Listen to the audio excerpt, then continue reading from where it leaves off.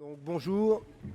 Tout d'abord, merci pour cette récompense. C'est vrai que ça fait toujours plaisir de voir que les travaux que l'on peut mener, donc un grand groupe comme la SNCF avec une structure comme Ergo Santé Technologies, pour développer un produit un peu innovant, puisque ça n'existe pas pour l'instant sur le marché.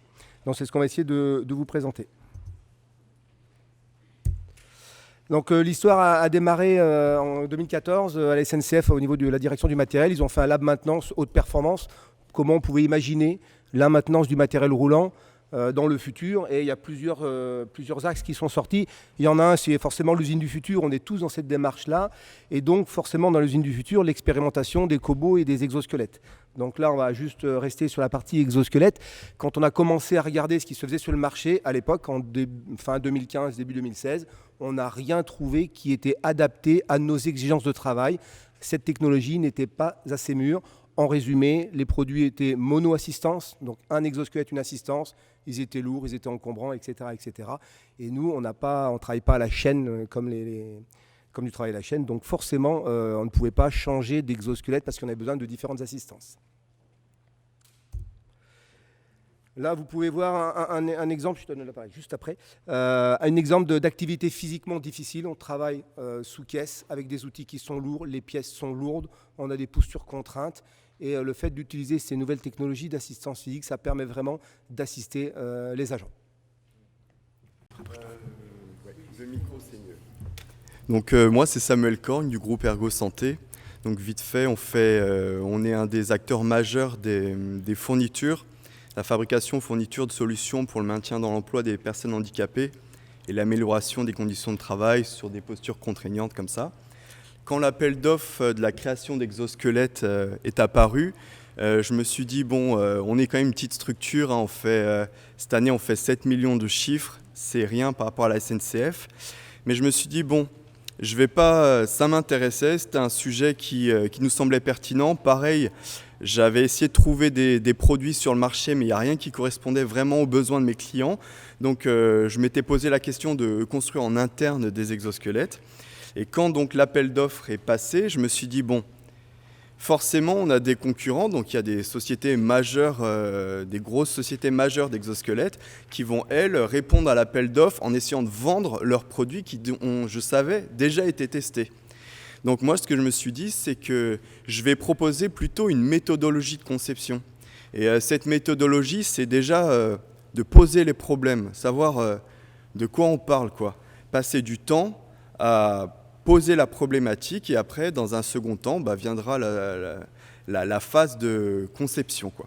Donc c'est un peu, on va dire, le petit trick que j'ai utilisé pour, via une toute petite entreprise comme ça, gagner cet appel d'offres public.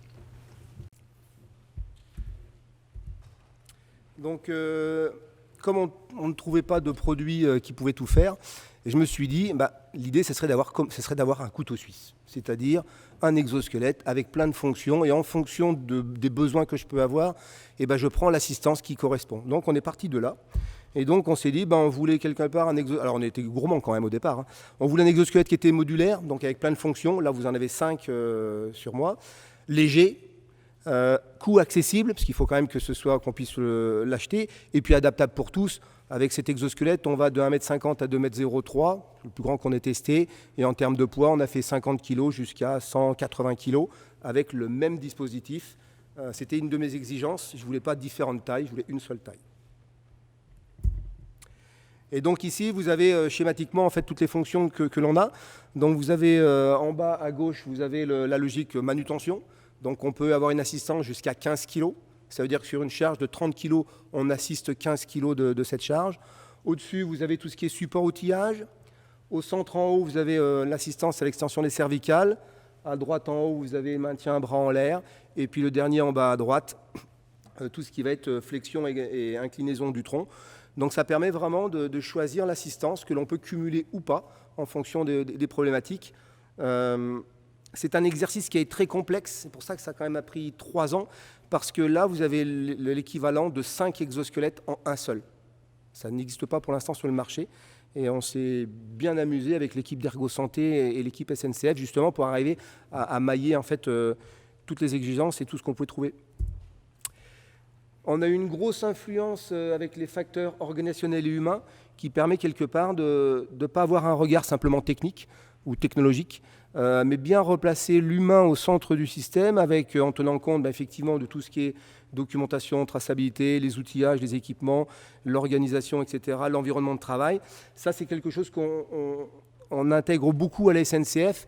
Et en discutant avec mes collègues et notamment avec l'innovation à la recherche, il m'est apparu évident qu'il fallait impérativement avoir cette approche FOH plus que l'approche technique. L'approche technique, c'est Ergo Santé Technologies qui a fait ce développement, mais à partir de ce que nous, on a pu leur transmettre en termes de besoins. En gros, c'est à l'ingénieur à s'adapter à nos exigences, facteurs organisationnels et humaines, plutôt que l'inverse. Donc concrètement, comment on s'y est pris, c'est au travers de plusieurs types d'innovations, on va dire. Bon, déjà, une des innovations, on va dire, qu'on a pu mettre en avant, c'était l'agilité, parce qu'il faut savoir que la SNCF, c'est pas forcément reconnu comme étant une entreprise méga agile, c'est un mastodonte, c'est bien, c'est le côté sécurisant, mais par contre, on a dû compenser un peu cet avantage de la sécurisation par beaucoup d'agilité. Et c'est pour ça en fait que dès le début j'ai eu l'intuition que l'impression 3D c'était une solution, même si technologiquement on n'était pas encore vraiment, comment dire, l'impression 3D c'est quelque chose qui se mature de plus en plus et on voit, je pense qu'on a fait un pari gagnant en essayant d'industrialiser l'impression 3D. Et ça nous a permis donc de pouvoir concevoir, reconcevoir très rapidement des solutions jusqu'à... En gros, on testait, on le cassait, on recommençait, on testait, etc. jusqu'à ce que ça fonctionne. Bon, l'innovation technologique, je la passe, elle est claire. Mais par contre, il y a une innovation qui me semble assez intéressante. Et je pense que c'est là-dessus que je vais terminer. C'est sur l'innovation sociétale. Ce qu'il faut comprendre, c'est que cet exosquelette est fabriqué au sein du bâtiment d'une entreprise adaptée dont je suis le responsable. Une entreprise adaptée, c'est une entreprise avec plus de 80% de personnes en situation de handicap. Parce qu'en fait, je ne sais pas trop comment vous dire. J'ai beaucoup aimé Michel Serres. Et Michel Serres l'expliquait assez bien pas son dernier bouquin, celui d'avant, Le gaucher boiteux, qu'en fait l'innovation, malgré tout, souvent on la tirait de la faiblesse, on la tirait de l'atypisme. Et je sais pas, c'est quelque chose qui me tenait à cœur. Et en fait, venez nous visiter si vous voulez, vous verrez bien que bien sûr il y a des chercheurs, etc. Mais il y a aussi des personnes en situation de handicap. Et cette émulation, je suis sûr qu'elle a été hyper bénéfique pour la conception de cet exosquelette, parce que si vous voulez, les chercheurs voyaient l'utilité de leur recherche.